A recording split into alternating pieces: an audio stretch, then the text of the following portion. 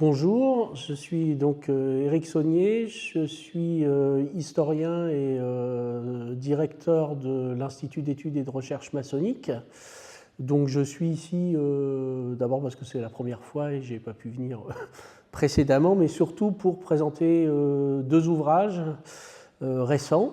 Deux ouvrages récents sur la même thématique, qui est la thématique de la franc-maçonnerie aux colonies, la franc-maçonnerie coloniale, qui est l'objet un peu d'un paradoxe, parce qu'à la fois la franc-maçonnerie était très présente aux colonies depuis 1738. Il y avait quand même il y a eu entre 200 et 300 loges françaises en 2 siècles, jusqu'en 1930. Et bien, il y a des travaux, bien sûr, mais il n'y a pas eu de synthèse générale sur le sujet. Donc l'idée, depuis quelques années, c'est de relancer vraiment des travaux permettant d'avoir une approche très globale de l'histoire de la franc-maçonnerie aux colonies. Il y a quelques recherches récentes qui sont intéressantes, que je ne développe pas. Mais moi, pour ma part, les deux ouvrages que j'ai publié récemment et donc que je présente là, c'est celui-ci, La franc-maçonnerie dans les colonies, qui est issu d'un colloque qu'on a organisé en 2021, au moment du Covid d'ailleurs.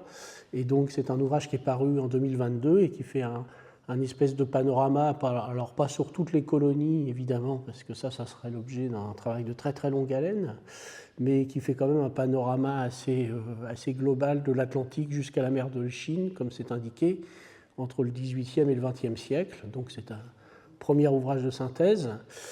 Et puis plus récemment, le deuxième, puisqu'à partir d'une approche générale, après l'idée c'est de faire un petit peu des focus sur des espaces. Donc récemment, j'ai dirigé la publication de cet ouvrage, enfin qui en fait est un numéro de revue sur la franc-maçonnerie aux Indes orientales, dans une revue qui est une revue de l'Université de la Réunion, qui est la revue de Tsingy. Donc qui est vraiment un focus sur l'océan Indien, avec des contributions sur Madagascar, la Réunion, l'île Maurice, l'Inde et même le Mozambique.